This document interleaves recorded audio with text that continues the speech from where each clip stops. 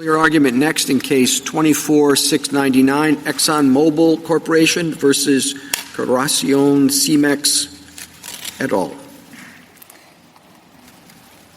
Ms. Ratner. Mr. Chief Justice, and may it please the Court.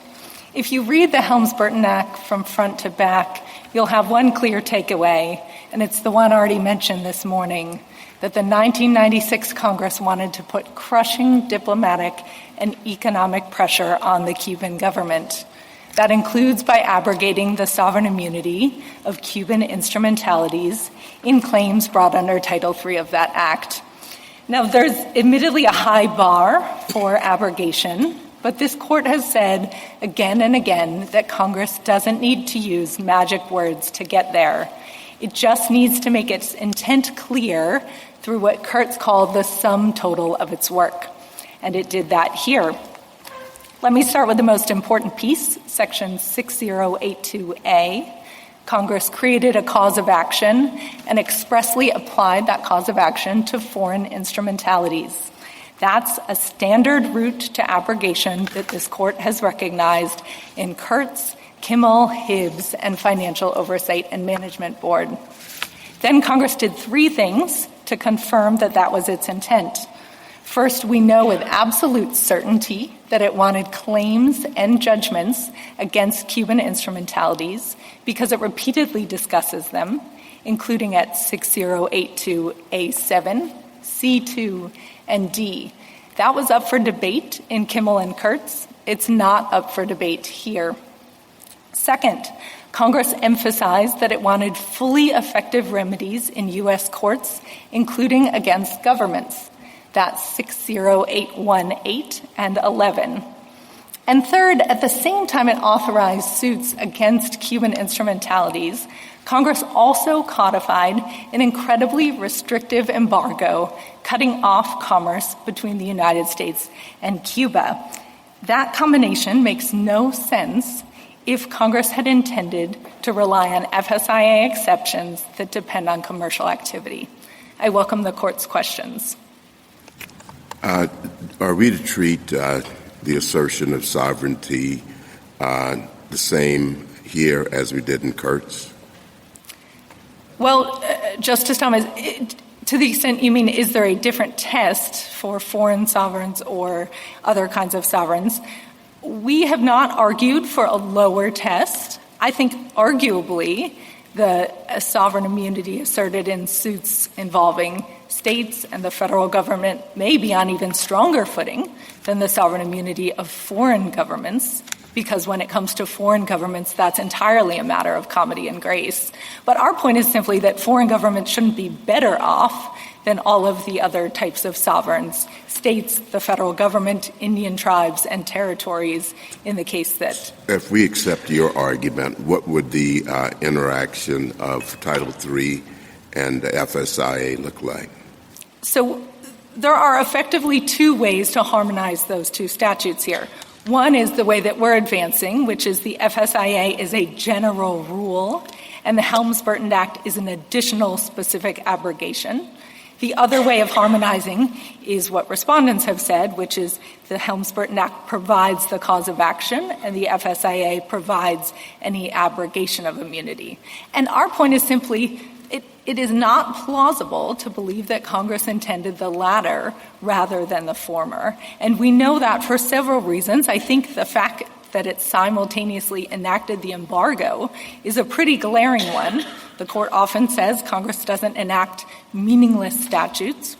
And the notion that it would circulate these claims over to a separate immunity regime that depends on commercial activity with the United States, while simultaneously banning commercial activity with the United States, is a pretty glaring neon sign. Could we stop at your first point? Because what you're arguing is that the statute here impliedly reversed FISA's application, correct? So, no, Justice Sotomayor, I don't think that's right. I'm happy I think we reached the level of clarity necessary for that, but that's not how this Court talks. Well, let's go to that. Okay. I mean, we do know that in Kurtz, there was no statute. It was just how to read this statute, correct? That statute in conjunction with background principles. Background principles, but not another statute. The idea of irreconcilable conflict was present in Kurtz itself. And the court explained that if Congress enacts a cause of action against a governmental agency and there is no way to bring that claim, those were Kurtz's words, against any government agency, then the cause of action itself must abrogate sovereign immunity. But that's not the case here. In fact, you've brought a claim that still survives against Cimex. And as I'm reading the record, there's been so much investment in Cuba, even before the current president. Cimex itself operates Western unions on confiscated property. There's over 100 companies since 2001 that have exported products to Cuba. There's ongoing agricultural and other exports. So this isn't a dead letter if we impose sovereign immunity principles here. That's very different than Kurtz, isn't it? Justice Sotomayor, let me say a couple things about that. First is, we don't know if it's a dead letter. Nobody has actually successfully made a claim through yet. Our claim, after 7 years with one of the largest and most diverse claim, has not yet made it through. But more importantly, I don't think Kurtz says you need to have a dead letter. What Kurtz says is, if Congress defines a claim, specifically applies it against a government entity, and applying immunity in that circumstance would negate claims Congress wanted, then we think that's a pretty good sign that that statute itself abrogates immunity. You're going in a circle, counsel. You're trying to read an intent into Congress by saying they wanted a bigger claim than the one I could have. But if a claim is still possible, what that means is that the two statutes, FISA and Title III, can be read harmoniously, which is our charge, not to implicate repeal. Justice Sotomayor, so let me address the Kurtz point, and I do want to go back to why this is not an implied repeal. On Kurtz, again, I think it is unequivocal that this would effectively negate many, maybe most, maybe all of the claims that Congress authorized. Kurtz did not rest on a notion that 100% of the claims could never come through. Well, I think it sort of did, Ms. Ratner. I mean, in Kurtz, in FMOMB, it was just true that if read one way, there was going to be a cause of action without any ability to bring the suit. And that was what, in all those cases, seemed absurd. That why would there be a cause of action if there's no way to bring a suit? You give with one hand, you take away with the other. But in this case, it's not, for the reason that Justice Sotomayor suggested. The FSIA is this background law and it's trans-substantive. It assumes that there are going to be other causes of action all around, but that it is the thing that it tells you, for purposes of all those causes of action, when are you immune and when are you not immune. And here, the FSIA sets up a series of tests, when you're immune, when you're not immune.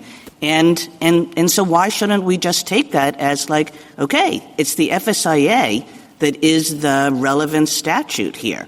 The fact that there's causes of action, of course there's a cause of action in Article 3 as well as in many other statutes, but we don't take that to be, we don't look to those causes of action for purposes of deciding jurisdictional immunity for foreign agencies.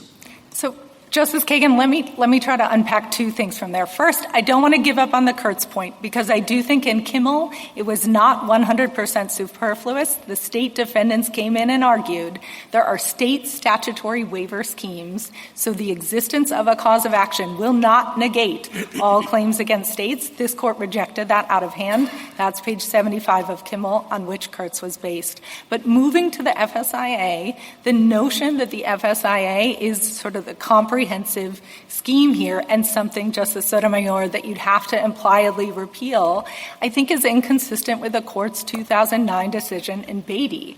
And this is involving the particular terrorism provisions as they relate to the Republic of Iraq. And there the situation was reversed. It was Congress allowing the president to remove a waiver of sovereign immunity. But the Court there said this is a specific targeted rule at a moment in time and a particular actor, and it doesn't need to reference the FSIA to So I guess that seems right, that there could be statutes which don't need, if this statute gave you a cause of action and gave you jurisdiction under 1331, which it might, and which also said there's an abrogation of immunity, then I am totally with you. It doesn't matter that the FSIA exists. But in fact, this statute does not do the last thing. So in that world, it seems as though, Congress knows that there's an FSIA around which provides the jurisdictional immunity rules. And so if Congress doesn't substitute in another statute, which does create a cause of action, it seems to me the right way to read what it's doing is to say we're providing a cause of action subject to the rules we know exist about jurisdictional immunity. Justice Kagan, I think there are two problems with that. One is doctrinal and one is statutory. The doctrinal problem is that just gets us back to a magic words requirement that the Court has refused to apply. No magic words. They can abrogate immunity in any words they want to, but they have to abrogate immunity to replace the FSIA. And that is exactly the question here. Has Congress clearly abrogated immunity here? And we think, through the sum total of its work, the answer is yes. But a cause of action doesn't abrogate immunity. It just doesn't. There are causes of action all over the place that rely on the FSIA as providing the jurisdictional rules. There are extremely few causes of action that expressly apply to foreign governments, foreign agencies and instrumentalities. By our count, our petition has them at page 30. There's one about chemical weapons regulations, one about nuclear weapons regulations, and one about certain drug trafficking crimes. So that is, I think, I'm not even sure that that's relevant if you're relying so much on Kurtz and Kimmel and so forth, where it was just a broad cause of action. So you can't kind of have it both ways there. Justice Kagan, I am not trying to have it both ways. What I am relying on from Kurtz and Kimmel is the notion that when Congress expressly calls out this group of defendants, that's when we think maybe it's saying something on abrogation as well. How can that be squared with the language in the FSIA that says this is the exclusive statute that tells you when you abrogate? I mean, the problem, I think, and this is the point that Justice Sotomayor was raising, is that unless Title III speaks to abrogation, I don't know how you overcome the statute that says abrogation for foreign governments, look here and apply this rule. And you say, I think, from your original statement, well, you can overcome that or ignore that because, in this case, Congress created a cause of action, repeatedly indicated that it wanted these kinds of suits to be brought against the government. It wanted fully effective remedies in court, and it wanted embargoes. I understood those to be the kind of thrust of your argument. But I think it has two problems. One is that it didn't speak directly to abrogation, and we know that cause of action and abrogation are two different things, in light of a statute that says, look over here when you're looking for the abrogation answer. So that's one problem. And then the other problem is we had a clear statement rule in the world of jurisdiction and abrogation. So if Congress was relying on the kinds of things you're talking about, I don't understand how they even thought that that could possibly be enough to displace the statement in the FSIA that says this is how you abrogate. Justice Jackson, this would unequivocally pass the clear statement rule as applied to any other of the various sovereigns I mentioned. And then the question is, are foreign sovereigns better off because their immunity No, the question statute? is, does the Foreign Sovereign Immunity Act apply to the other sovereigns you mentioned? The answer is no.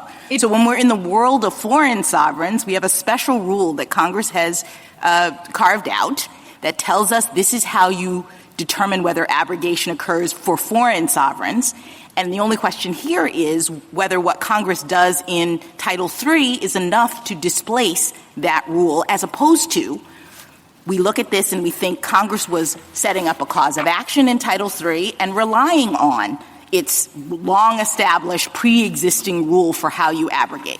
Justice Jackson, what Congress did here would unequivocally be enough for any other foreign sovereign. And so then the question is, does the existence of the FSIA... For any other foreign sovereign? Any other governmental sovereign. Right. And so then my answer is it enough for any other foreign sovereign? Does the existence of the FSIA mean that we need an even clearer statement, a clear statement above the clear statement?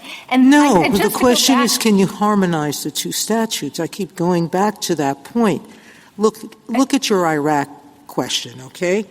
There, the court was looking at the FSIA and the presidential provision, the EWSSA. And what we read there was the FSIA has a default waiver of Iraq's sovereign immunity.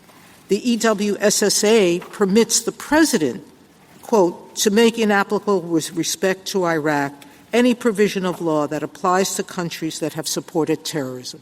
The two are addressing exactly the same thing, and they're saying you can do one. The president can do one. So that was clear. We were trying to harmonize those two statutes and said, yes, the president has that power. Here, the way to harmonize the two statutes is to say it applies only to commercial exceptions permitted by the FSIA. And, as in Kurtz, or unlike as in Kurtz, the two statutes, if harmonized in that way, still make this operative. Justice still Sotomayor permits suits against foreign sovereign entities who engage in commercial activity. That is a way to harmonize them. I don't think it is a plausible one. The Once other way to harmonize them well, we go is back by, to what's plausible. Here you have a suit that has survived the motion to dismiss. We know Western Union has business there. The suit is against an entity that's doing business with Western Union. There are ways, and there is money flowing into, even with the embargo, as extreme as it is at the moment, there are still many commercial investments going on in Cuba. So, Justice Sotomayor, the question we're looking at is 1996, when Congress codifies an extremely restrictive embargo in 6032H. It adds provisions preventing circumvention in 6040, and it allows extremely few exceptions for humanitarian links. And the question is, should the statute be read to allow causes of action only in the rare circumstances where they can find a connection to one of those humanitarian links? I think that is an implausible way to harmonize the statutes. Thank you, counsel. Justice Thomas? Justice Alito? If Congress didn't think that the FSIA applied to Helms-Burton actions, why would it have amended the FSIA's execution immunity rules for those cases? So, Justice Alito, I think 1611C is a little hard to understand. It can either be read as we don't think there's a conflict here, but at belt and suspenders, we want to avoid anyone thinking there is, or it can be read as suggestive that with respect to execution immunity, the FSIA provisions apply. I think it has to be the former way because elsewhere, Congress expressly and selectively incorporates FSIA provisions, including in 6082C2. And I think in combination of that and C1, where Congress says we want to apply only the provisions of Title 28 that apply in Section 1331 cases, which does not include the FSIA. When you read those in combination, I think that you can only read 1611C as kind of a belt and suspenders provision. Thank you. Sotomayor? Your point is statutory history, so do I.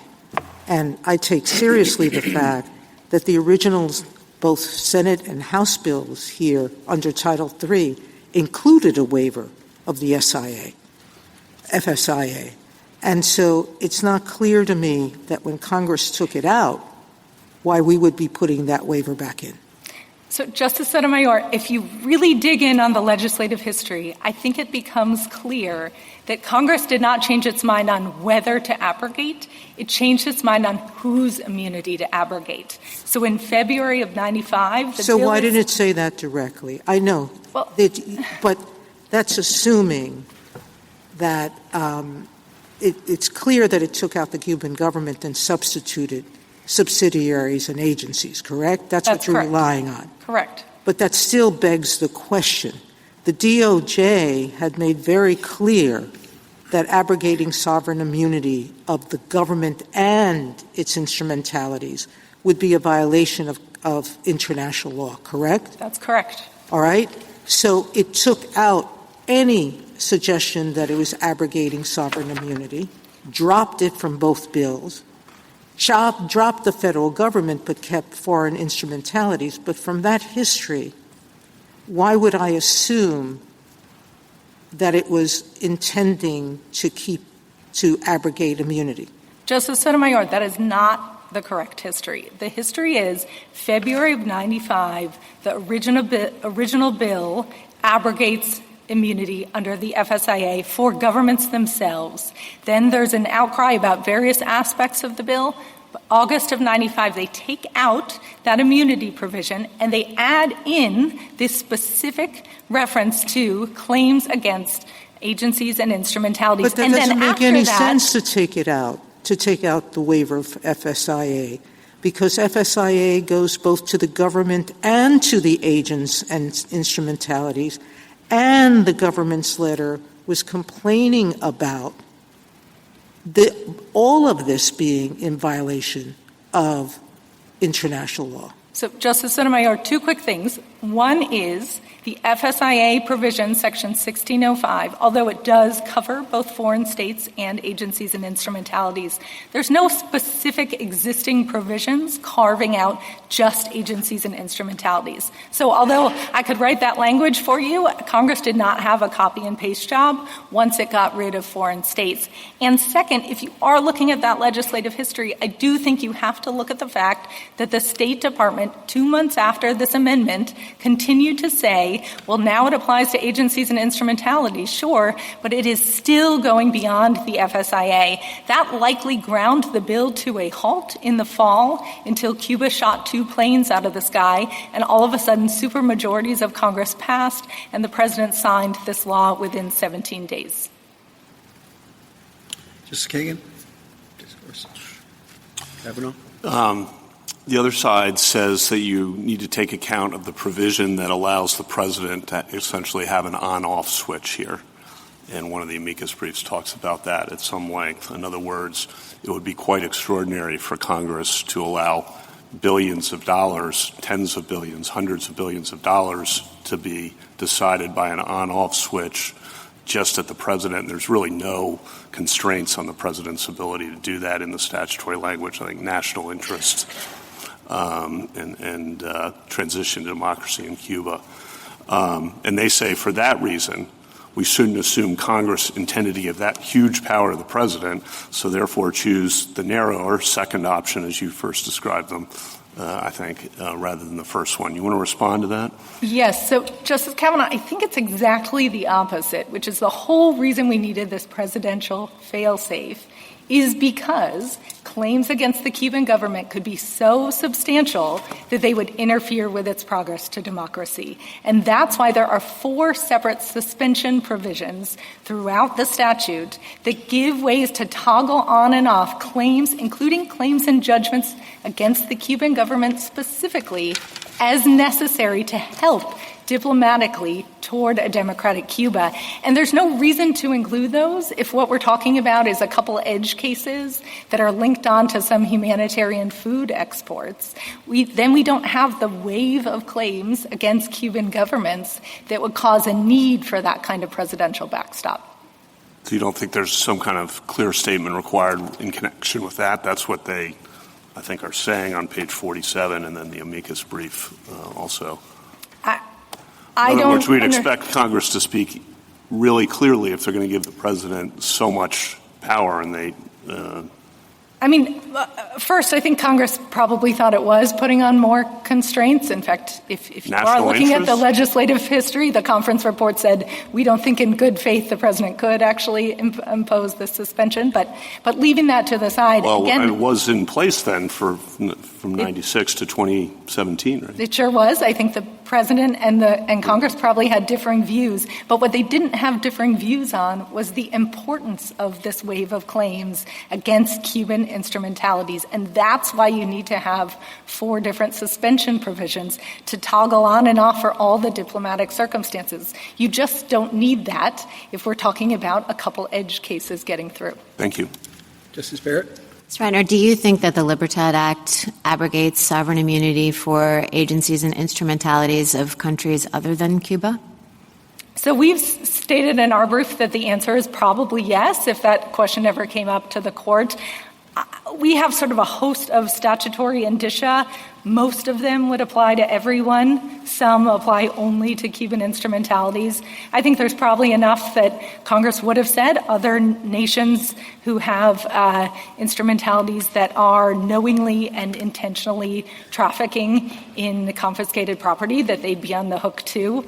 But we don't think, and the government doesn't think, the court needs to answer that question, given that some of the indicia are Cuba-specific, and we've never seen a non-Cuba. Well, I mean, I think the thing that's hard for you is that, you have a lot in the statute that points to Cuba, and that makes Cuba an exception.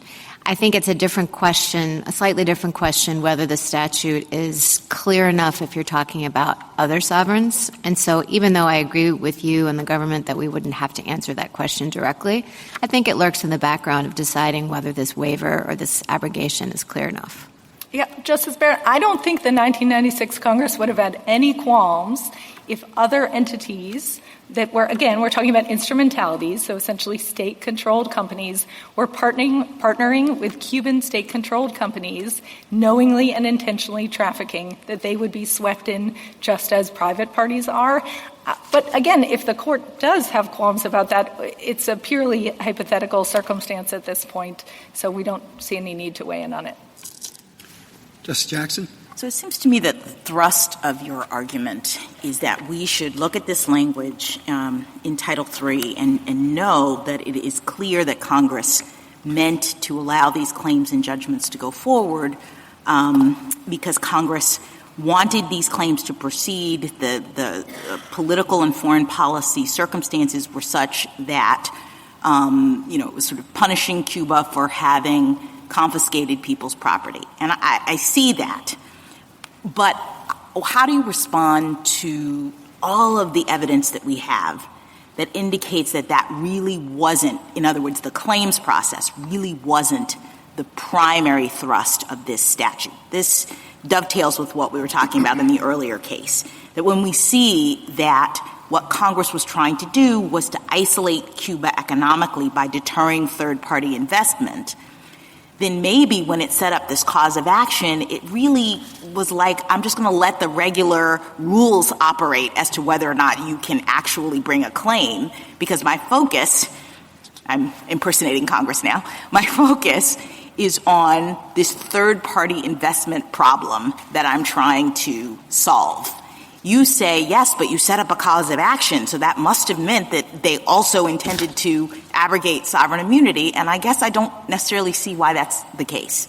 So, Justice Jackson, the thrust of our argument is not just that Congress set up a cause of action. It is that this is woven into the architecture of the statute. When Congress talks about who would be defendants, well, the only defendants it calls out by name are foreign instrumentalities. When it talks about specific rules for claims, the only particular claims it talks about are claims against Cuban instrumentalities. Right, so it appreciated that claims could happen. I'm not faulting you or saying that that's not in there. What I'm asking you is whether it intended for those claims to happen under the circumstances that the FSIA would allow. And I think the two best pieces of evidence on that for why the answer is no, one is the embargo we've already talked about, especially the embargo as codified in 1996, and two is Section 6082C, which says apply the provisions of Title 28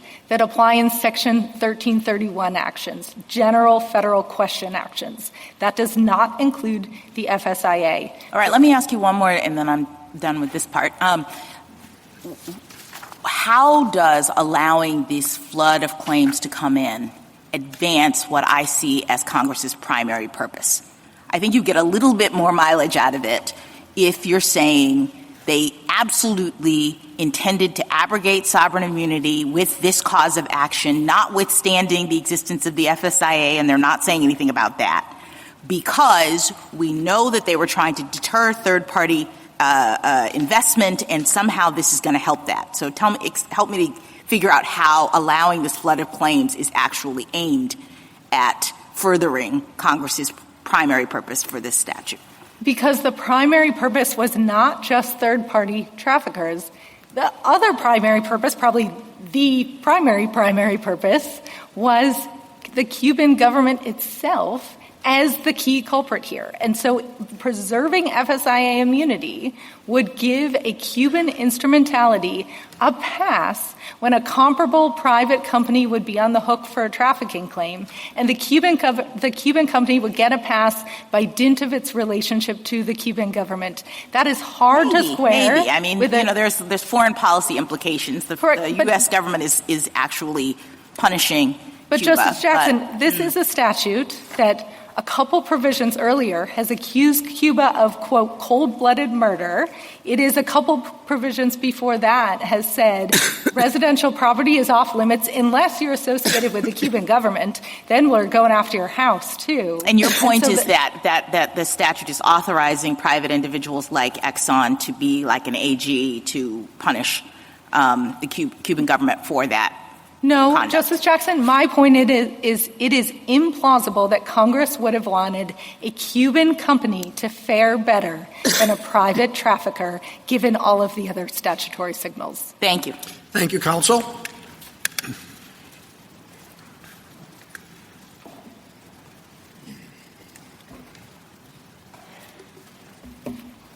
Mr. Gannon?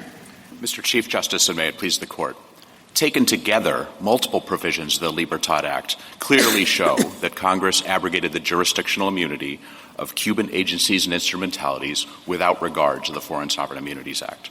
Apart from the definition of person, other provisions clearly contemplate that Cuban agencies and instrumentalities will be defendants against whom judgments may be obtained. But two more provisions particularly establish that the FSIA does not generally apply to Title III suits. Section 6082C1 makes it clear that such suits are brought under 28 U.S.C. 1331 rather than the neighboring section that supplies jurisdiction for suits under the FSIA itself.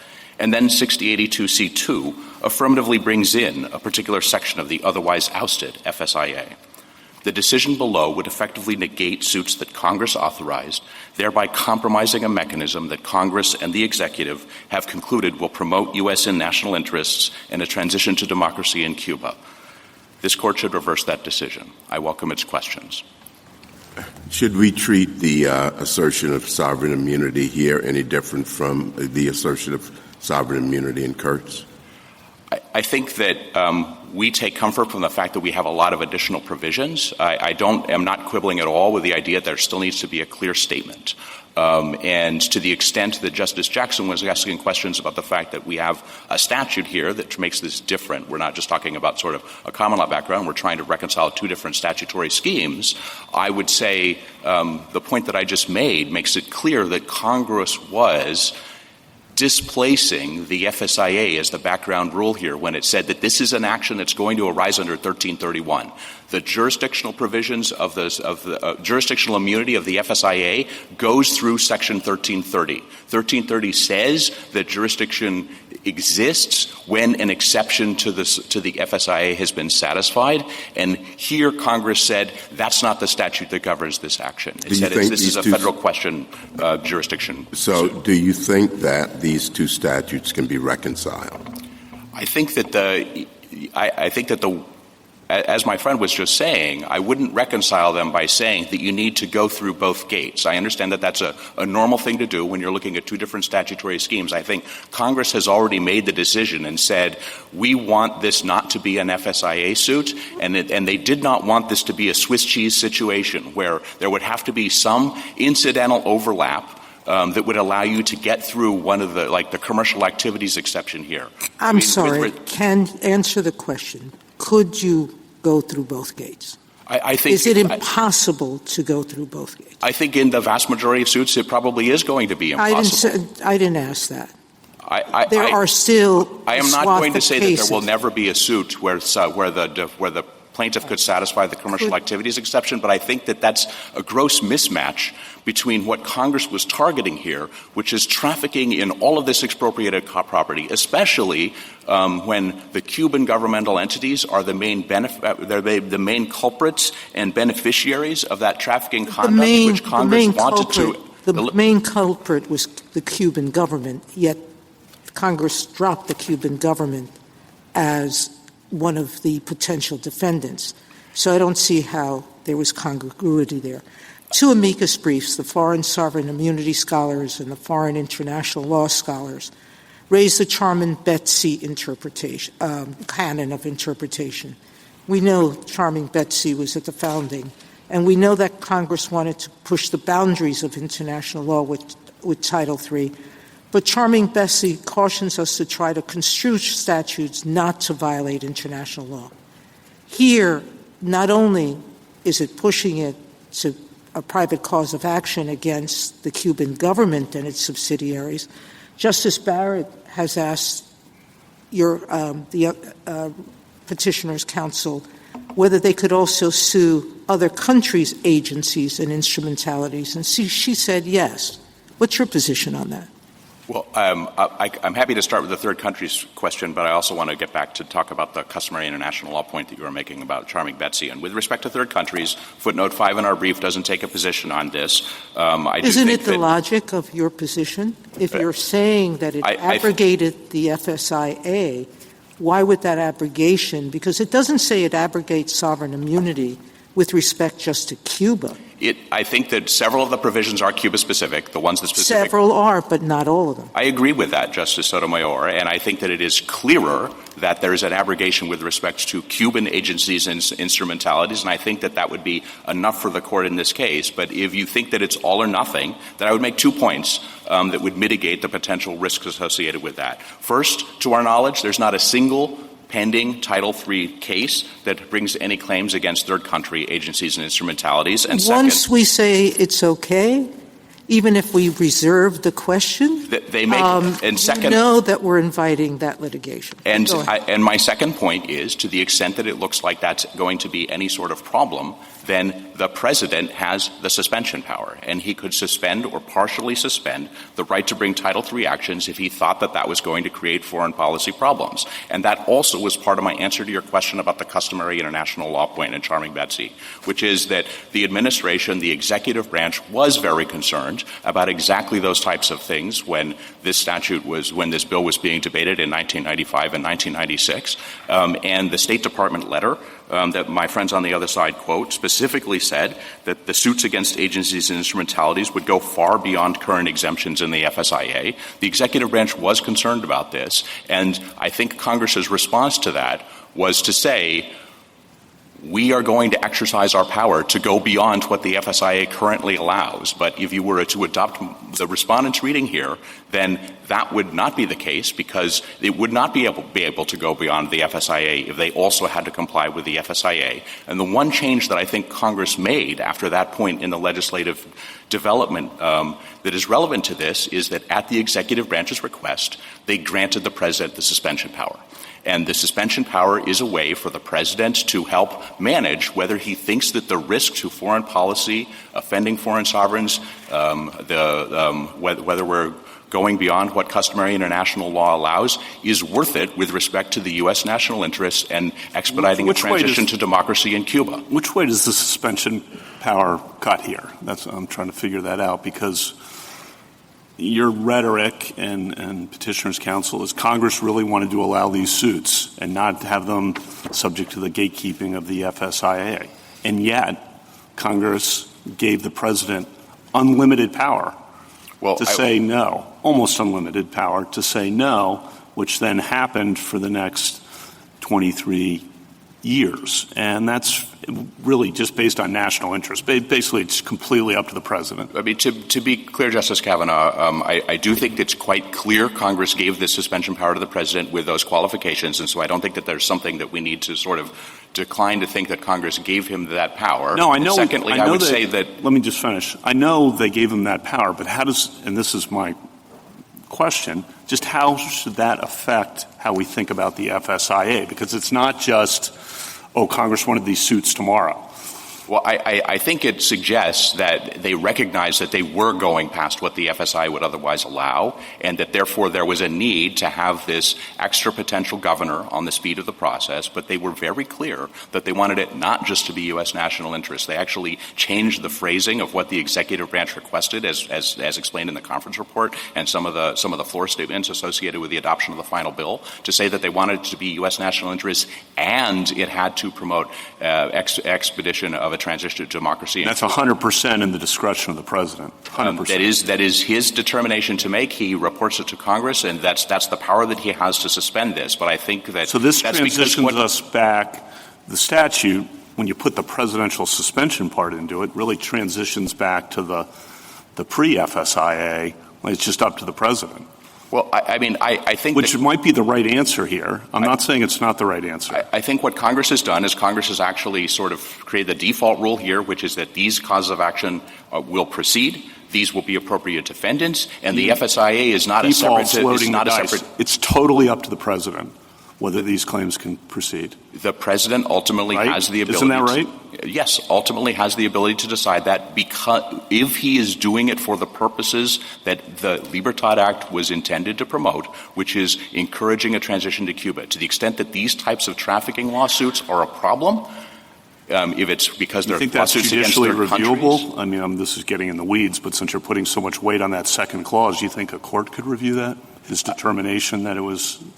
I would not expect that to be judicially reviewable. It's something that he needs to report to Congress. I think that there's political accountability associated with that, but that Congress recognized that this is going to be a situation that had been evolving for decades, that it had taken them decades to get from the Foreign Claims Settlement Commission to this, but they wanted this to go as fast as it could, with the president able to make judgments according to the way circumstances developed. Thank you, counsel. Justice Thomas, anything further? What are the practical implications of the interesting question in this case? Unless Cuban instrumentalities have property in the United States against which a judgment could be executed, what difference does all of this make as a practical matter? I think that's an excellent question, Justice Alito. And as a practical matter, that sort of obviates the need to even answer the question about 1610 and 1611C. If Cimex doesn't have any assets in the United States, then the execution immunity question that you were asking sort of drops out. But that doesn't mean that there isn't value to having a judgment, and there's nothing anomalous about having the exceptions to attach execution and attachment immunity be narrower than the exception to jurisdictional immunity. The court observed that in NML Capital, and in some suits it literally is the case that the plaintiff simply can't collect on a judgment that it got consistent with an exception to jurisdictional immunity in the FSIA unless there's a waiver of the defendant. But that doesn't mean that there isn't value to having the judgment. It can be taken to courts in other countries to the extent that this goes beyond what customary international law allows. Those other countries may be less likely to enforce, depending upon what the situation is. But, I think that a company like Exxon that had, tens of $70 million expropriated in 1960, and you see a lot of suits that come here occasionally where where long-lived corporations and others have investments that they want to vindicate. They get a judgment. It may take decades for them to find property in an appropriate case where they can try to attach, but that doesn't mean that they don't think that there's some value beyond just having the certified claim from the foreign claim settlement. Perhaps I should have asked this of Ms. Ratner, and she can address it or not as she chooses when she gets up for rebuttal. But I assume Exxon has some financial reason for doing this, and it's kind of beyond me what the value of this judgment is going to be. If it can't be executed in the United States, which seems likely, and its value is dependent on registering it in a foreign country and trying to execute it there when the Helms-Burton Act goes beyond international law, that really seems like a long shot, but I'm probably missing something. It might be a long shot, but as I said, that's not at all anomalous under the FSIA. The way it is designed, it is often the case that somebody can get a judgment, and there is literally not an applicable exception to execution immunity that is satisfied merely because they already had gotten through the gate of jurisdictional immunity. Thank you, Counselor. Do you see 6082C as a jurisdictional provision? Yes, I think that it points us to 1331 as the basis for jurisdiction. But it doesn't. It says procedure. But this section is labeled procedural requirements, not jurisdictional. And the first subsection states that, quote, the rules of the courts of the U.S. apply to actions under this subsection to the same extent as such provisions and rules apply to any other action brought under Section 1331. So it's only talking about procedures. It's not talking about jurisdiction.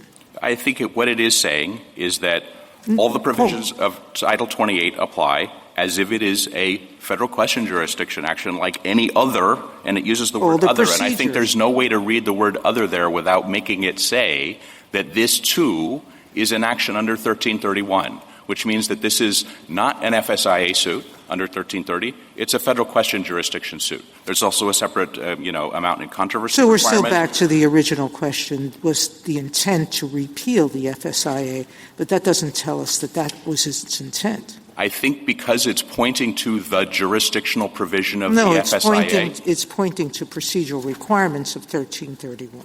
But I think that reads out the word other. If you wanted to just say, we're going to treat this as if it is a 1331 action and use those procedures. We're going to borrow those the way it borrows other provisions from the FSIA. The very next subsection borrows its service of process rules, says use the rules, the service shall be made in accordance with Section 1608. They feel like they have to go grab a provision of the FSIA and pull it in and make it applicable. Here they said Title 28's rules apply here, like it's a 1331 suit. Like other 1331 suits. It doesn't say it's like it's a 1331 suit. It says it is another 1331 suit. And so I think that the only way to read that is if it's under 1331, it's not under 1330. They could have said 1330 or 1331. They could have said, depending on which defendant you have, if it's against a foreign sovereign, you would want it to be a 1330 suit. If it's against the cruise ships from the first case this morning, it's a federal question jurisdiction case. They didn't say that. They said it's 1331. And I think that the combination of these two provisions back to back, I take the point that the heading is procedural requirements, but that they're telling us building block things about the case, which is where do you get jurisdiction and how do you get service of process and hence personal jurisdiction. And so I do think that shows that Congress was making the jurisdictional decision here, not just the liability-creating decision, as Justice Kagan was previously asking. Justice Kagan? Well, I don't know. I mean, it seems to me you're asking us to do something very unusual here, which is to take a statute which does create a cause of action and a cause of action directly against foreign sovereigns, but to say that just because you've created a cause of action against foreign sovereigns, you're also abrogating immunity when you know that there's a Foreign Sovereign Immunities Act that is in charge of the immunity question, if you will. And it raises the question, this is not a magic words test. It's like it could have done it in 1,000 different ways, but why didn't, rather than this very peculiar, reference to 1331, which it's pretty unclear what it means, but why didn't Congress just say, we're displacing the FSIA with respect to this, or we're abrogating sovereign immunity, or just give some indication that that's what it meant to do, other than create a cause of action, which is a completely different question in the foreign sovereign immunity context?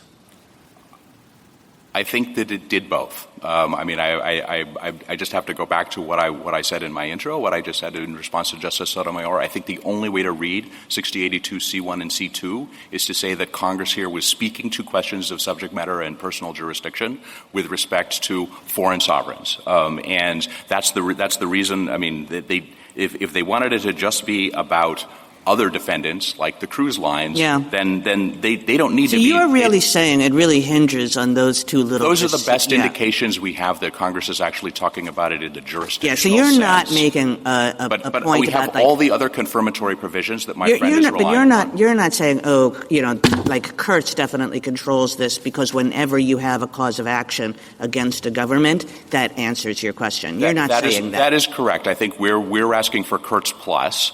We think that the cause of action language. I don't want to minimize the importance of it. I think that the fact that the 1996 Congress used the same words that were able to waive federal sovereign immunity when they were talking about foreign instrumentalities and agencies. I think that is a compelling indication. But I think here it is important that we also have specific references to Cuban government agencies and instrumentalities all over the statute, and we have these provisions talking about what I'm calling an ouster of the jurisdictional portion of the FSIA. If I could take you back to Justice Alito's question, and let's assume that I think that this execution immunity provisions in the FSIA really continue, that there's no reason to think that they didn't continue on.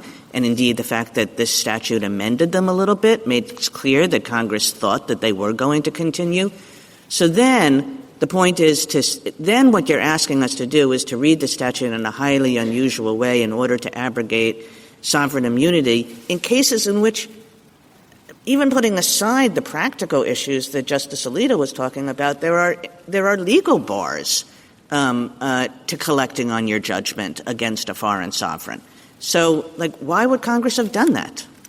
You could ask the same thing with respect to other parts of the FSIA's immunity exceptions that aren't echoed in the attachment exceptions. And as the court said in NML Capital, it's a smaller set of exceptions for its execution and attachment immunity than it is for jurisdictional immunity. And since then, the mismatch has actually grown. 1605 capital B, a new provision that Congress added in 2016, literally has no parallel in execution immunity. And so you have a waiver of jurisdictional immunity with respect to acts of international terror in the United States, and there's no corresponding waiver on attachment and execution immunity. And I guess one aspect of this is if sort of the thrust of the argument, and I know, you're trying to hook it into these technical provisions, but if a thrust of the argument is Congress was really concerned about this problem and it really wanted to go after these agencies and instrumentalities because weren't they the ultimate bad guys here?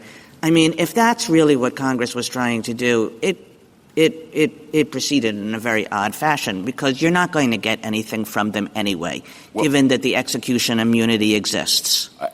Take out the execution immunity. There's still going to be the basic... You can take it out. That was the question. Well, no, but my point, Justice Kagan, was going to be back to what you alluded to, I thought, as the practical considerations that Justice Alito raised, which is that Congress knew there were not going to be very many Cuban assets in the United States anyway. Now, we have some blocked assets. But again, it's not just the practical thing that I'm saying. What Congress did not do was to touch executive immunity, execution immunity provisions that we're putting aside the practical concerns. We're going to prevent, as a legal matter, these agencies from having to cough up.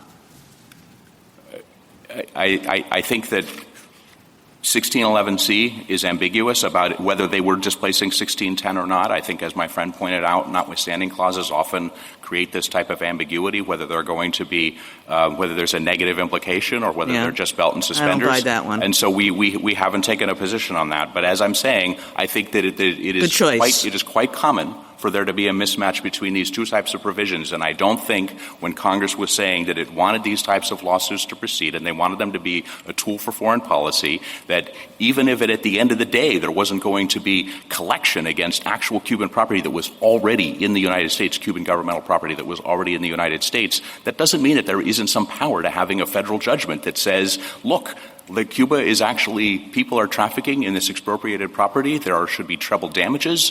This is something that people should be held accountable for. We haven't forgotten this. These are U.S. nationals whose property was wrongly expropriated. We want there to be something done about it, and we want there to be the poison pill that my colleague talked about earlier that would deter others from cooperating with the Cuban government. Justice Gorsuch? Justice Barrett? Justice Jackson?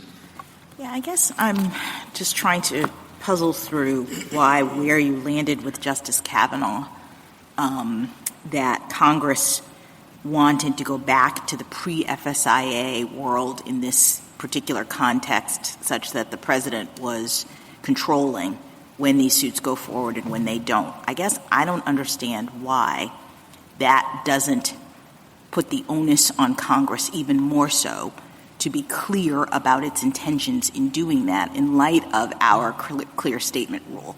I mean, that's a huge thing. That's not just we want these individual suits to go forward. I hear you saying, no, what they were really trying to accomplish here was to repudiate in this particular circumstance the reason why the FSIA was put into place, which was to prevent this ad hoc president deciding when and when not to let these suits to go forward. So if Congress was really doing that, why wouldn't they have said it? Wouldn't we expect that they had to have said it in order to satisfy our clear statement rule? I think that what Congress did is essentially exactly what they did in the Beatty case that Justice Sotomayor was reading from before, which is to say the default rule here is no sovereign immunity in this context. We are adding a waiver, an abrogation of sovereign immunity for these specific circumstances. Okay, but first of all, they didn't say that.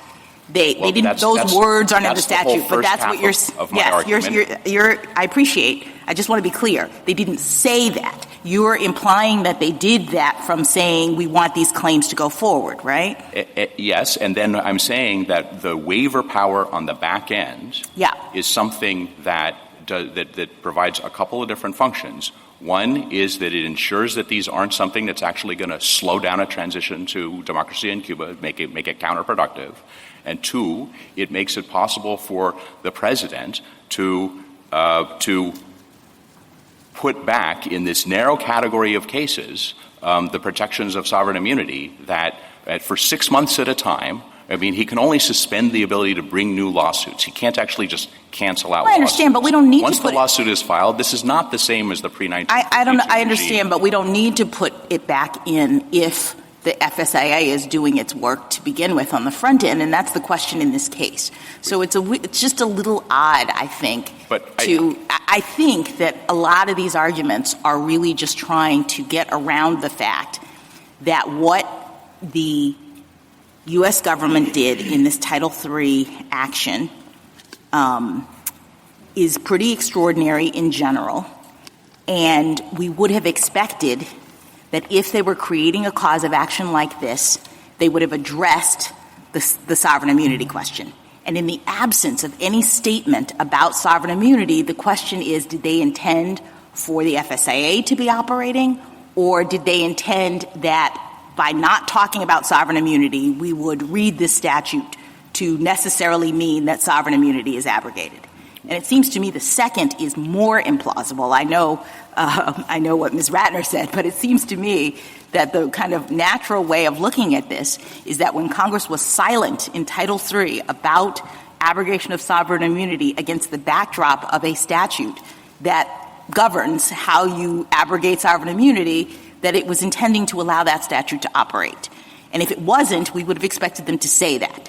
Well, and we have several different provisions that are like pulling individual provisions out of the FSIA and incorporating them here. They're doing all that. We know that Congress was legislating against the FSIA. We know the executive branch had raised concerns about going beyond the FSIA. I think that the suspension power is a way to ameliorate those concerns, those international law concerns, and I think that what it indicates is that Congress understood that this was indeed strong medicine. The poison pill that my colleague referred to earlier today is strong medicine, and if it is so strong that it might kill the patient, the president should be able to use his ability to evaluate foreign policy and what's going to happen in Cuba in order to decide we're going to pull back a little on it for 6 months at a time. Thank you. Thank you, counsel. Mr. LaBelle? Mr. Chief Justice, and may it please the Court, Section 1604 of the Foreign Sovereign Immunities Act provides that foreign state instrumentalities shall be immune in U.S. courts unless one of the exceptions in 1605 to 1607 are met. Nothing in Title III's text abrogates that immunity.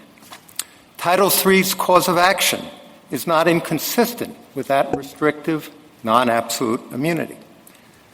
Congress considered whether to create another exception to immunity and decided not to when the executive objected.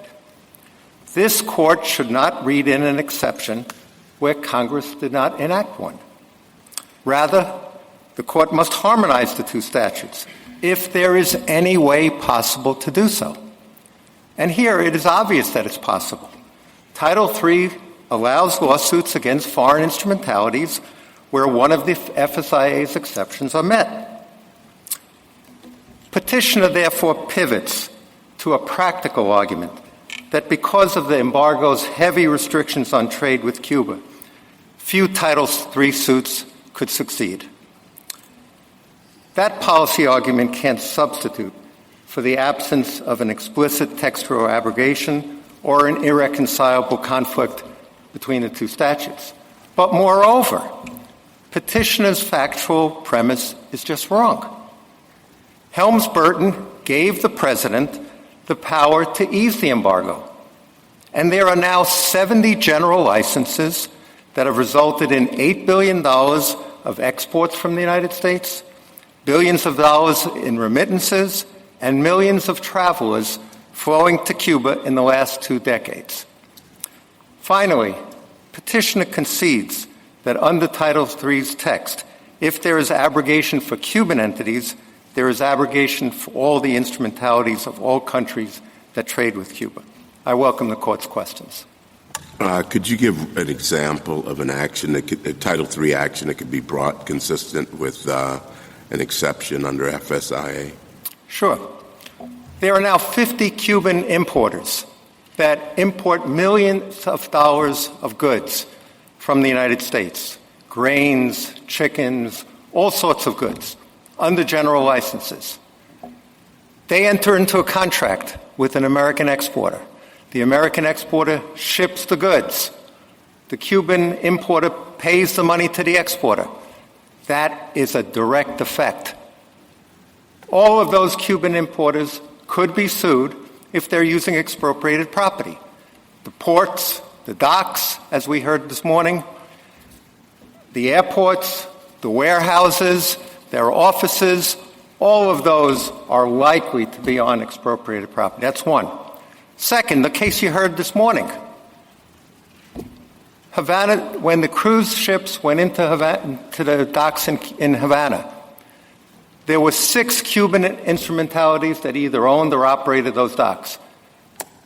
Havana docks could have sued any one of those.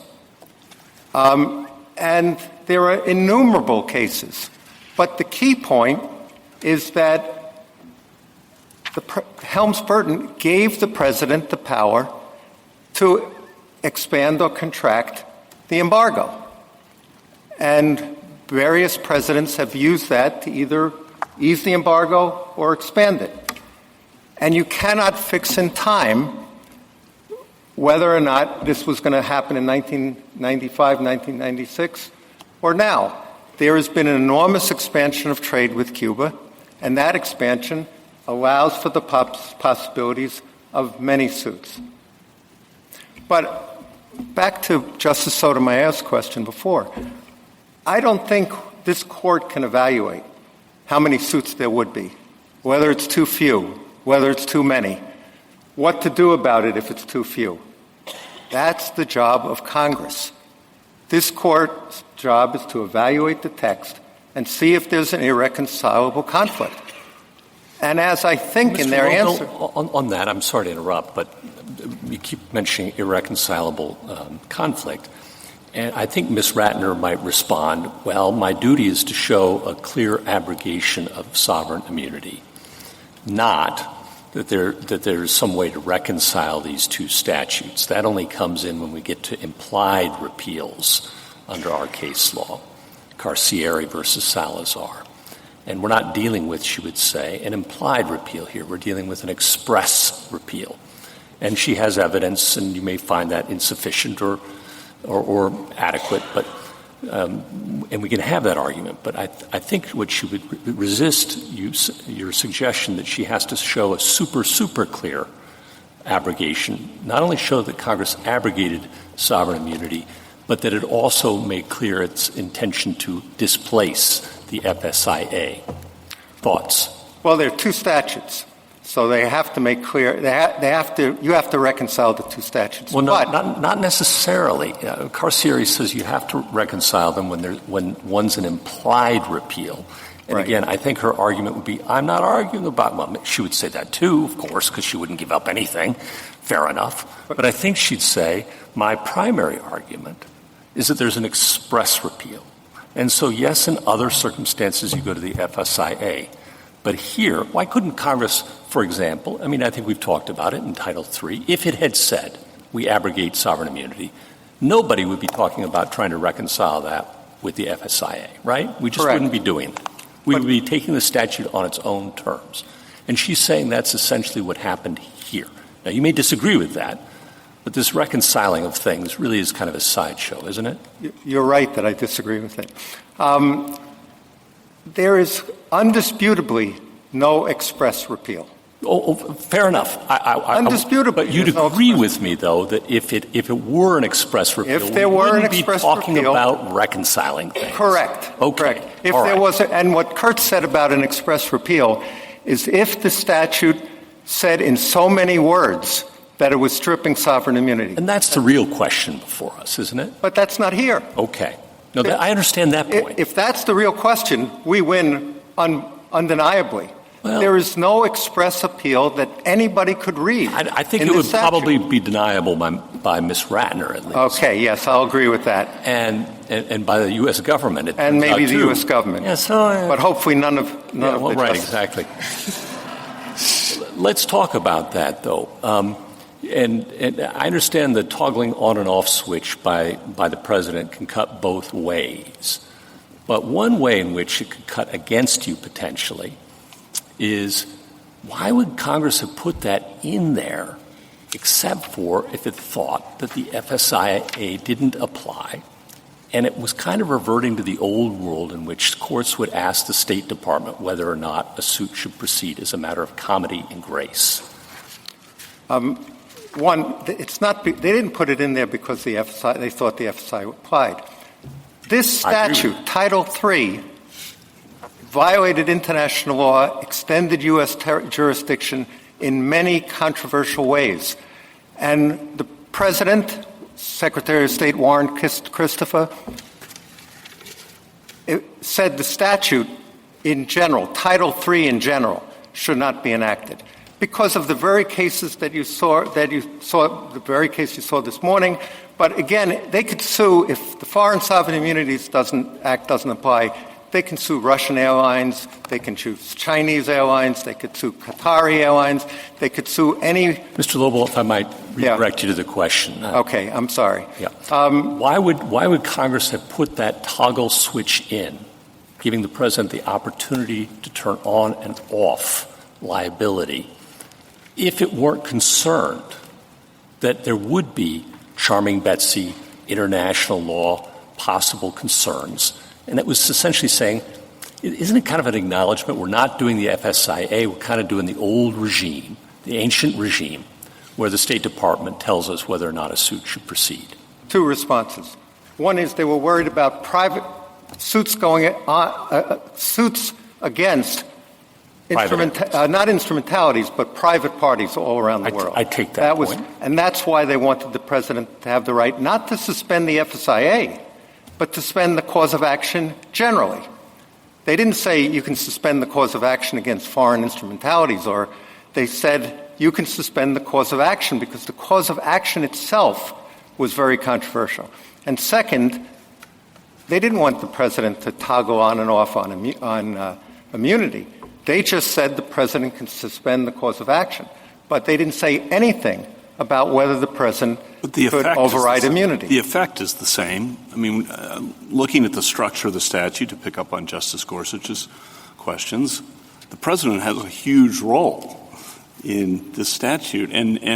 So that's looking at the text. And then you look at the real world of what's happened since the enactment of this statute. And the president's been front and center every 6 months for 23 years, right?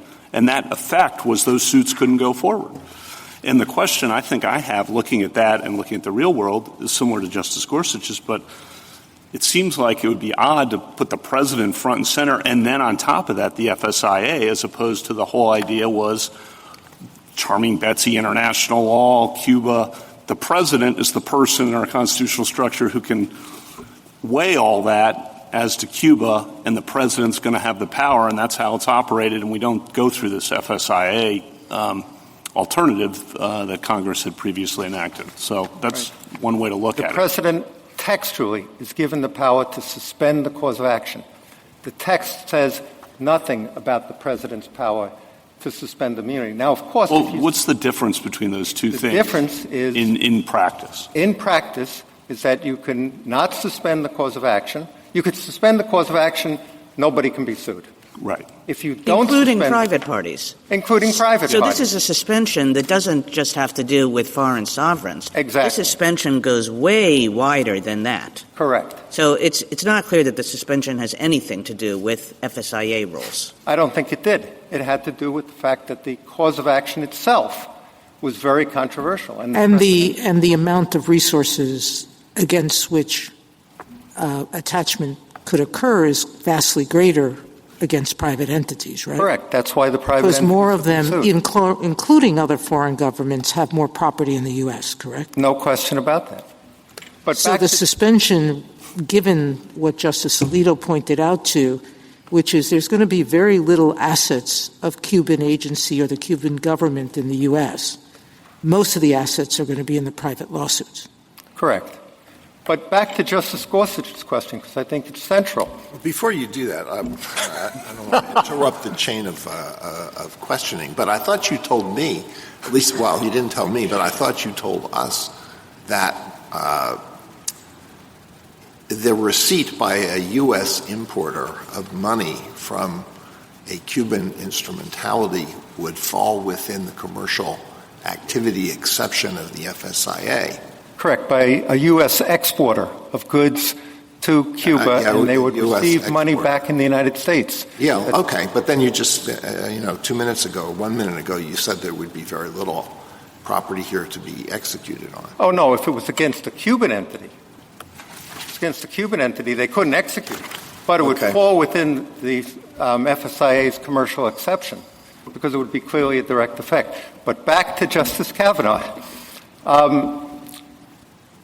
The text gives the president the power to suspend the cause of action against anybody, private entities, cruise lines, Cuban entities, or any third country's entities. It does not give the president... So it's even broader. I mean, yeah. But it does not give the president the power to suspend immunity or to override immunity. What the president could do is say no suits can be brought.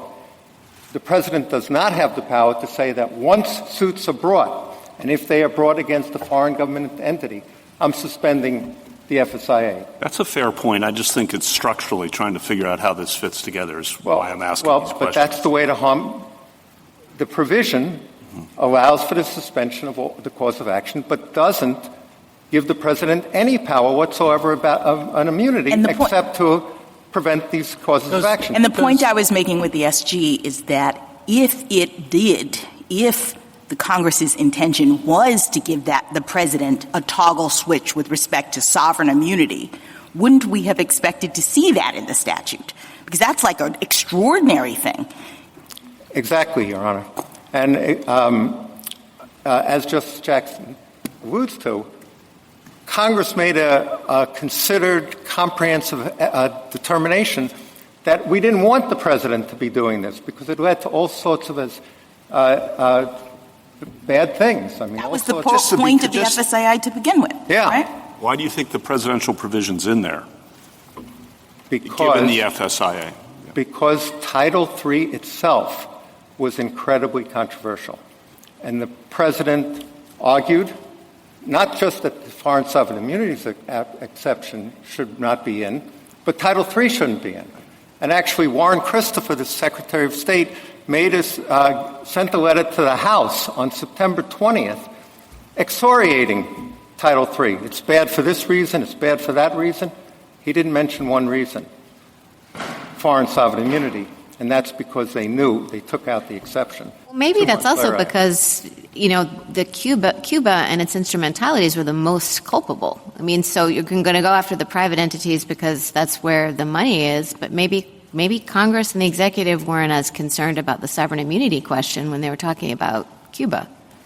Right, but the question isn't Cuba's culpability, as the argument has shown. What Congress was interested in was deterring trade and transactions with Cuba.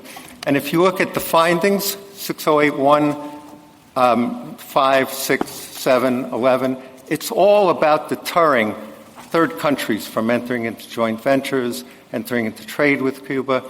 And so that's but I don't think in any event because it didn't want Cuba to continue to profiteer and make money off of the property that it had expropriated. Correct. Yeah. But that says nothing about sovereign immunity. Yeah, I mean, I'm not fighting with you about that point. I'm just saying that I don't think this whole reliance on the Christopher statement to the House does that much for you. But anyway. Well, no, I used the Christopher statement only to rebut the argument that Congress still must have thought, or that the president still thought, that there was an abrogation of immunity. The fact that Christopher never mentioned that 3 months later after they took out the exception meant that the president no longer thought there was an abrogation of immunity and therefore didn't argue against it at that point. Just to be clear where we stand, you've made some statements during your argument that seem to me to suggest that you think that the mere fact that Congress did not say expressly that it was abrogating sovereign immunity is sufficient. That's the end of it. We don't need to look any further than that. Is that your argument? No. Okay. So then the question is what we can infer from what we see in the statute, right? I don't think so. In the relevant context. No, I don't think it's what you can infer. I think there's two ways that you've said in Kurtz and FOMB that you can abrogate immunity and that you can abrogate the FSIA. Either some express language, which you don't have, or providing a cause of action against the government entities, in this case would be foreign government entities, which would be rendered a dead letter, which would be rendered meaningless. Well, that's an interesting reading of Kurtz, but there's nothing in the opinion that talks to that. Well, certainly there's something in FOMB, which Kurtz relies on, which says Kurtz itself doesn't say anything about that. It says negate. And I think that reading Kurtz in any other way would both be inconsistent with your precedent and would leave this court in all of those situations down a path of determining what's not a dead letter. Is it like in the expropriation exception? Is it that there are 1% of claims that can succeed? How are you going to determine that? Well, if we knew that Congress thought that the immunity conferred by the Foreign Sovereign Immunities Act would wipe out 99.999% of the potential claims that could be asserted under Helms-Burton, wouldn't it be a fair inference that it did not intend to preserve the Foreign Sovereign Immunities immunity? I think that the text governs because you can't determine whether it would knock out 99.99%. Well, what's the difference between 100 and 99.9 or whatever? In the case of 100, you're inferring. They wouldn't have created a cause of action against a foreign government instrumentality if it was a dead letter. It's an inference, and I don't understand why the inference stops the minute you can find 1 in a million claims that might get through. Even if I agreed with you that you can make that inference. That's not the case here. Well, first of all, do you agree with Justice Alito? I do not. So you can only make that inference if 100% of cases are eliminated. If you look at the statute and you look at the FSIA and you look at Title III. No. Forget about the FSIA. We've dealt with that. Mm-hmm. We're just dealing with what's required to abrogate sovereign immunity. And you're saying, okay, you can either use the magic words or you can create a cause of action that would completely be useless otherwise. Correct. 0% of cases. That's right. You agree with those two things? I do. But once we get to 99.9% of cases, you say that same inference is unavailable. Because I think it's impossible to tell, looking at the statutes, how many, not in this case, but more generally, whether or not, how many cases are too few, whether or not they're going to succeed. If you could say, we know for certain that 99.9% of all the cases are going to fail, maybe then. All right. But you'll never know for certain. Okay, so now we're at 99. Right. Okay. How about 90? That's exactly my point. But you conceded 99? No. That's why I didn't concede 99. Well, you didn't at first. I said maybe. Oh, maybe. Oh, maybe. Okay, all right. But the reason that I don't want to concede 99 is because then you say, what about 90%? And the answer to that is the answer that Justice Scalia gave in the NMO case. If you think that too many cases are being excluded, go to Congress. Get Congress to enact a new statute. Well, then don't amend the statute. Then we're magic words, right? No. I can give you an example where the FSIA, Congress could provide a cause of action without explicitly abrogating the FSIA, and it should be abrogated under Kurtz. Let's say there was a spate of automobile accidents in some country or some region of the world where all the automobile accidents were caused by foreign instrumentalities. And Congress enacted a statute. There was some ether going around in the Congress, and they forgot that the FSIA existed, which clearly isn't here. They were staring the FSIA in the face. But let's say they said there will be a cause of action for any American national injured in an automobile accident that occurs in another country. That would be barred by 1605. That would be barred by the FSIA's tort exception, because it requires that the tort occur in the United States. Mr. Lobel, isn't the real reason why we have to keep the Kurtz avenue narrow is because if you don't do that, you end up end-running Congress's intentions with respect to enacting the FSIA? That we have a statute that Congress, as Justice Kagan said at the beginning, thought about the universe of claims that could be brought against foreign governments, said we don't want this being done in an ad hoc fashion anymore, so we're going to create a statute that lays out what we, the court, has said subsequently is the exclusive way in which you get to sue a foreign government. Kurtz comes along, and we see this kind of one circumstance in which we might conceive of an exception to application of the statute that Congress has created for this purpose. And it is this dead letter, if you have a cause of action, but there's no way you could ever, abrogate sovereign immunity or a cause of action against a government, but you could never recover. Then you go, okay, that really does have to be interpreted as a situation in which Congress did intend for sovereign immunity to be abrogated, notwithstanding the FSIA. But if you get broader than that, if we're in 99% of the cases, 97%, 97%, then you could have a rule operating outside of the FSIA to do the very thing that Congress didn't want the FSIA or didn't want to have happen, which is why it enacted the FSIA. So this exception has to be like really tiny, or else we don't give effect to Congress's expressed intent to have the FSIA be the exclusive avenue for abrogating sovereign immunity. Exactly, Your Honor. Exactly. Well, the FSIA may have been the exclusive avenue when the FSIA was enacted, but the Congress that enacted the FSIA does not have the right to control what later Congresses do. Correct. So And that's why that's Justice Gorsuch's point, right? Later Congresses can say with respect to each statute, this don't apply the FSIA here, and they can say that. But what's happening here is that we are now implying that later Congresses intended that. With that language doesn't appear in this statute, but we're having a 2-hour argument as to whether or not we should interpret it. And I don't understand that. Right. And it's not any magic words. They just need to.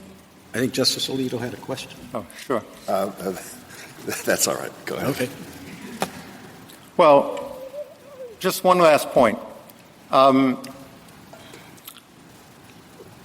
They claim that you can harmonize the two statutes, by reading a tiny exception into the FSIA. And I agree with Justice Jackson that once you start reading that tiny exception in, it will expand. Camel's nose will be under the tent.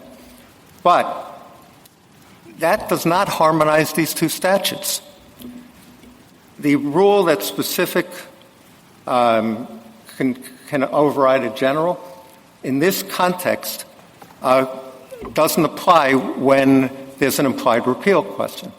Their reading of the statute is that you have a narrow exception, a narrow repeal of the FSIA, and that's still an implied repeal. As this Court said in Home Builders, it doesn't matter whether you call it an exception, an amendment, an implied amendment. It's still an implied repeal. And it contradicts the FSIA. The FSIA 1604, section 1604 says, foreign states shall be immune unless one of the exceptions apply. They want to read the statute exactly how, Justice Alito, you didn't allow them to read the statute in Home Builders. Just add another exception. Just add another criteria, which is not in the statute. In 1996, were there instrumentalities of the Cuban government that were engaging in commercial activity in the United States? There definitely were. You don't have to take my word for it. The Undersecretary of State, Peter Tarnoff, testified before the Senate committee dealing with this exact statute, the Helms-Burton Act, and said, in many respects, the trade with Cuba is substantial. And he was right. There was $65 million of medicines and medical supplies, not just humanitarian goods. Medicines, medical supplies. There were over 20,000 travelers in 1993, 50,000 travelers in 1994. And there were $250 million, according to Exxon's testimony, exhibits in the district court, of remittances going to Cuban entities in 1994. And as the Court of Appeals held here, those remittances could be the basis of lawsuits under Title III. And I don't think you can fix it to 1995, 1996 in any event, because the statute gives the president the power to expand trade with Cuba. And so whatever the case was in 1995, given that Congress gave the president the power to expand trade, they must have anticipated that trade might be expanded. In fact, in Section 112 of the statute, it explicitly anticipates that the remittance policy will be expanded. Thank you, Counsel. Justice Thomas, anything further? Just so I'm clear, pre-FSIA, could Title III work as it's written? Pre-FSIA? Yeah.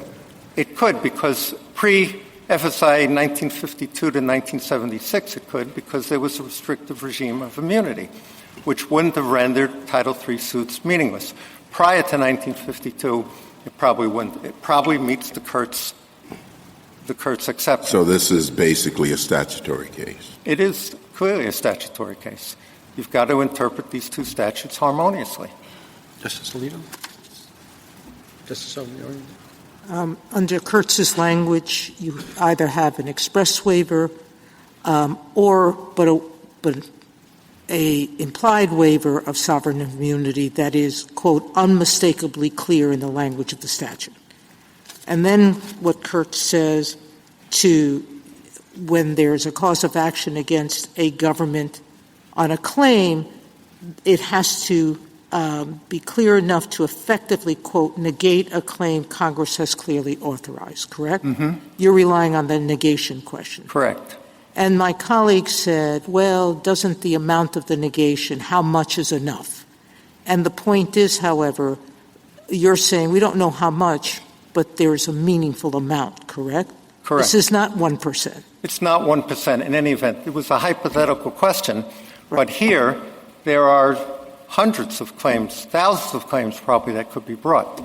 And if you go as far as petitioner wants, there's hundreds of, maybe thousands of claims against foreign governments and foreign entities, correct? Yes, the statute doesn't say claims against Cuban entities. It says any instrumentality of a foreign state, of a foreign state.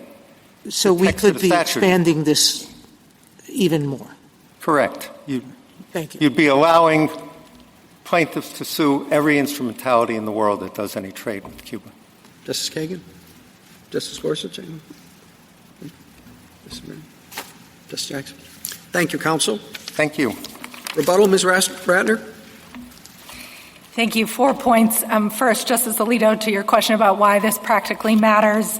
The first is, yes, there are not significant assets of Cuban instrumentalities in the United States. We have the ability to seek those assets worldwide, which is pretty standard fare in dealing with international judgments. The second is that Exxon is a company that plays the long game. We've had this claim for over 60 years now, and so there may be changes in the future that affect what assets we can recover on. Second point, I hate to complicate the presidential suspension authority further, but I do want to be clear that there are two suspension authorities that are specific to the Cuban government, to Cuban instrumentalities. That's 6064A and 6082D. So this can't be dismissed as just potentially suspensions relating to private entities' claims. Third point, I think the food and medicine importer examples really underscore the extreme mismatch here of a Congress that shut down commerce and allowed a few humanitarian examples, food imports, family-oriented remittances, medicine imports. And now, under respondents' theory, those are the only hook. Those are the only claims that you can bring against Cuban instrumentalities, are the very thing that Congress decided to have a little more solicitude for. I think that creates an incredible mismatch with what they were trying to do here. Finally, I want to underscore we are not asking for this court to have some broad rule that once a sovereign is covered by a cause of action, that's enough. Again, we have pointed to all of these overlapping provisions. This is the express and only defendant called out. There are rules specific to these claims and judgments. There are multiple overlapping suspension authorities, and there are jurisdictional provisions that take this claim out of the FSIA. So that is the sum total, and that is enough for a background statute like the FSIA, just as it would be enough for a background constitutional or common law immunity protection. Thank you. Thank you, counsel. The case is submitted.